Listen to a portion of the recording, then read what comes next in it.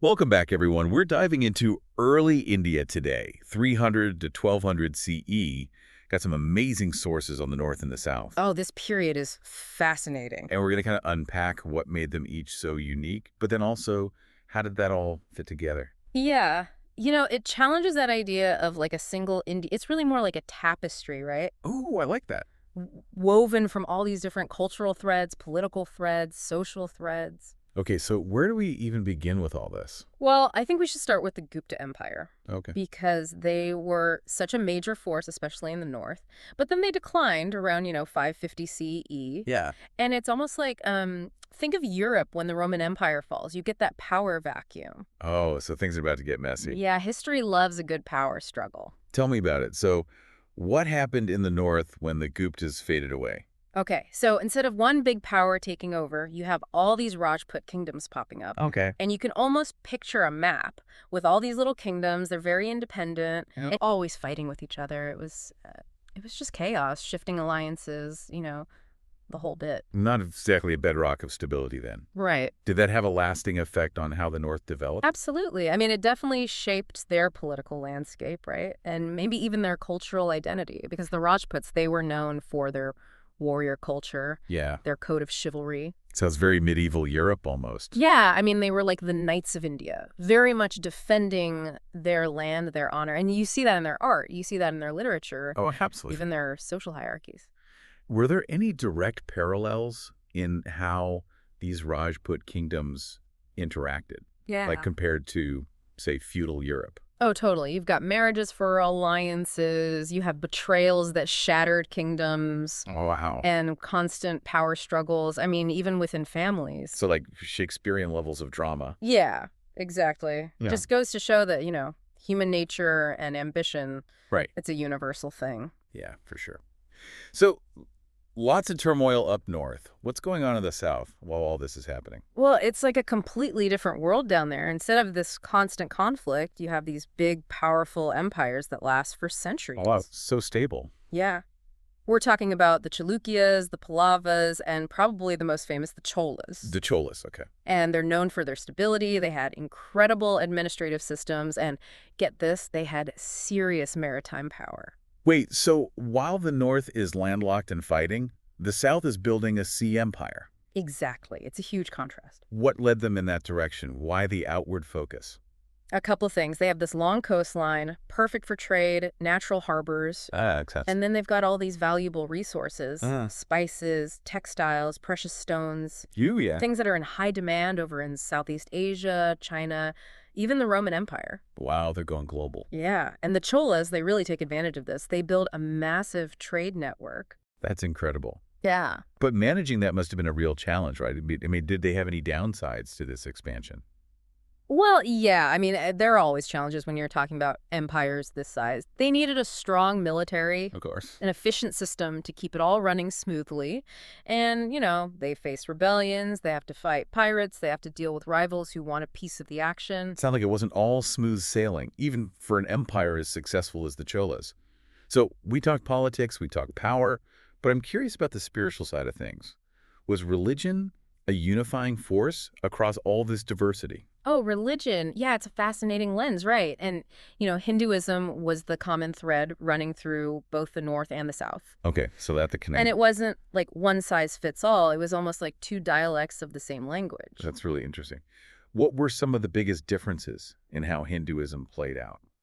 Well, up in the north, you see these powerful temples dedicated to Shiva and Vishnu. Yeah. And then you have the rise of devotional movements like Bhakti, Bhakti. Okay. which emphasized this personal, emotional connection with the divine. Interesting. So it's much more about your individual relationship with the divine. Yeah, it was a very personal approach. Can you give me an example of like a Bhakti poet or a saint whose work reflects this? Oh, yeah, there's Kabir, this mystic poet who actually challenged a lot of the traditional boundaries. Okay. And he was preaching this message of love and unity. And, his poetry, it really resonated with people from all walks of life. So it's almost transcending the religious dogma. Yeah, exactly. And his work, I think, gives us a glimpse into how religion was evolving in the North. That's a great example. Now, what about the South? Mm-hmm. How did their religious landscape compare? So we got to bring it back to their wealth, Okay. their trade, right? Mhm. And in the South, their temple architecture was just mind-blowing. Especially in Tamil Nadu, you see these towering, super intricate temples. It's like the economic power of these guilds, fueled by trade, directly translated into religious patronage. Okay. Yeah, I can see that connection. You could almost argue that their outward focus, it actually strengthened those internal structures. Wow, okay. Do you have a specific example of one of these awe-inspiring temples? Oh, yeah, for sure. The Brihadiswara Temple in Thanjavur, built by the Cholas. Zanzibar, okay. It's a total masterpiece. It showcases their architectural skills, their devotion, and, how much wealth they had accumulated. Oh, I bet. Standing there, you must feel the weight of history. Absolutely. You can practically feel the ambition of that whole empire. Wow, makes me want to book a flight to India right now. So we talked politics, religion. What about the social structures? How did those compare between North and South? So both North and South had the caste system, but like the specifics, Okay. which Wow. castes were powerful, what they did, how rigid the whole system was, that all varied, right? Based on what the local communities needed, their traditions. Yeah, that makes sense. Local conditions shaping things. Exactly. And then you have the merchant guilds. Right. They were important in both regions, but their influence, their wealth, that differed a lot too. Were there any examples that come to mind about those differences? Yeah. How those roles, played out in different ways? Oh, yeah, totally. So up north with the Rajput dominance, the warrior caste, the Kshatriyas, Yeah. they held a lot of power, right? Social and political. Yeah, makes sense. But down south, with all the trade, the seafaring, merchant castes like the Chettiars, Caviar. they became super prominent. And their money gave them political influence. They even became patrons of the arts, Oh, why? which is something you didn't see as much in the north. So it's like the South's economic engine really driving the whole social hierarchy. Exactly. It's all connected. Okay. And Yeah. you mentioned the merchant guilds Uh. before.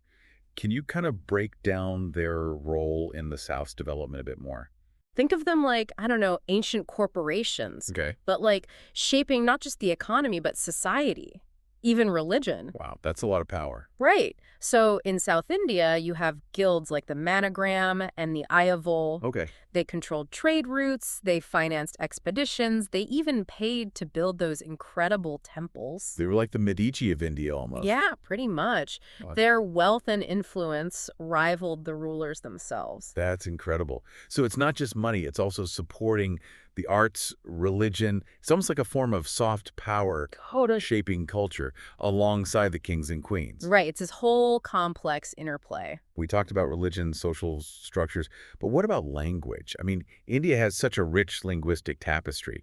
What was the landscape like during this time? Oh, that's where you see a real sharp divide between North and South. Okay. Up north, Sanskrit, the classical language of Hinduism, ancient texts, it's still influential. Yeah. But then you have Upper-Brahmsha emerging, Baba Brahmsha, right? which was kind of like a precursor to modern Hindi languages, and it starts becoming more common in everyday life. Okay. And this shift, it also marks the rise of vernacular literature. You have all these regional stories, folk tales, they start finding their voice. Like a linguistic evolution reflecting the changing landscape of the North. Yeah, exactly. Now, what's happening in the South, language-wise? It's a totally different world. You have Dravidian languages flourishing, Tamil, Telugu, Kannada, Malayalam, Wow. Yeah. each with their own rich literary tradition, completely separate from Sanskrit or those new languages developing up north. So they're really going their own way. Yeah. Do you have, like, an example of one of these South Indian literary traditions? Oh, for sure. Think about Sangam literature.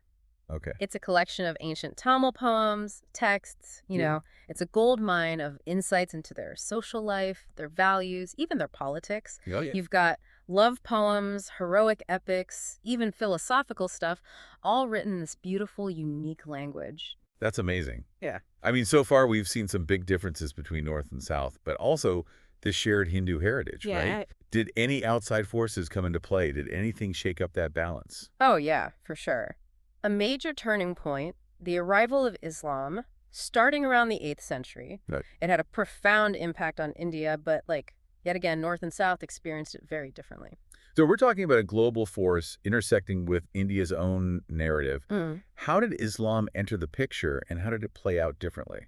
Up north, it was mainly through conquest, armies coming down from Central Asia, Yeah. and it led to these powerful Islamic sultanates like the Delhi Sultanate, Okay. and they ruled big chunks of North India for centuries. So a major political shift up north. Right. They brought new political systems, architectural styles, cultural practices. It's not just political, it's a whole cultural transformation. Yeah, totally. It left a mark on their identity. Now, down south. Yeah, what was happening in the south? They were much more shielded from Islam during this time. Geographically, they've got the Deccan Plateau acting as a barrier. Yeah, okay. Plus, the Cholas, with their navy, they controlled the seas. Right, so they had some protection. Yeah, they could limit access from the west coast. So there was some contact, like through trade or some, skirmishes here and there. Yeah. But it wasn't nearly as influential as it was up north.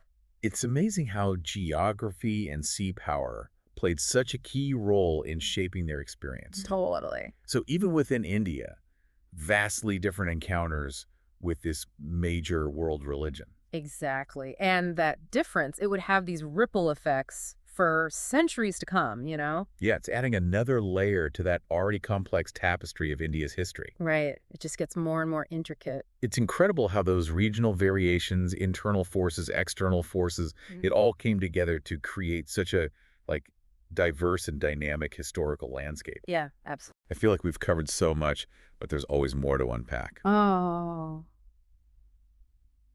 Welcome back to our deep dive into North versus South in early India. It's amazing how much we've already uncovered about these distinct regions, but I'm curious about the lasting impact of this era. What legacies are still visible in India today? I mean, you got to think back to that tapestry analogy, right? Okay. Each region, they developed their own patterns, their own colors. And you see that in modern India, it's woven into the fabric, whether it's language, art, religious practices, even the food. So it's like those historical threads are still shaping the present. Yeah, absolutely. It's not all about differences, though, right? Didn't this era also give India a sense of shared heritage? Absolutely. Even with all those variations, Hinduism really emerged as this unifying force across most of the subcontinent. Okay. It had all these different deities, practices, schools of thought, but it gave them this common ground, spiritually and culturally. Like a shared foundation, even amidst the diversity. Yeah. And don't forget about the exchange of ideas, influences that flowed between North and South. It's almost like a cultural cross-pollination. Exactly. It enriched both regions. Now, I'm wondering, did those differences ever lead to conflicts? I mean, tensions within India? That's tough to answer. Even historians debate this, Yeah. There were times of conflict between North and South, for sure. Right. But there were also times when they cooperated, built alliances. It wasn't just constant rivalry. History's never that simple. It's always more nuanced. Exactly. It's complicated. It's like a dance, sometimes in sync, sometimes clashing. Yeah, that's a good way to put it. We talked about the arrival of Islam and how that played out differently. Right. What about the long-term consequences of that? I mean, for India as a whole. Oh, no doubt. That was a turning point. Especially in the North, it led to new cultural and political dynamics. Okay. Think about, Mughal architecture. Oh, yeah. Centuries later, that beautiful blend of Islamic and Indian styles. So out of that initial encounter, something new and beautiful emerged. Exactly. It's like Indian culture, it's resilient, it adapts. It's incredible. And that mix of cultures, religions, it's still shaping India today. It's one of the most diverse countries in the world. It's been such an amazing journey through time, exploring these contrasts and connections. It really has. As we wrap up this deep dive, what's one key takeaway you want to leave our listeners with? I think the biggest thing is, India's history, it's not just one story. It's this tapestry, all these different threads woven together. Right, we keep coming back to that image. It's powerful. Each region, each community, each person, they all contributed to this incredible tapestry, past and present. So it's a history worth exploring, understanding, not just for the facts, but for what it tells us about humanity, culture, the power of diversity. Exactly. Beautifully said. I think our listeners are ready to keep exploring this fascinating period. I hope so. And to see those historical threads woven into modern India. And remember, everyone, there's always more to discover, more to learn. Keep diving deep.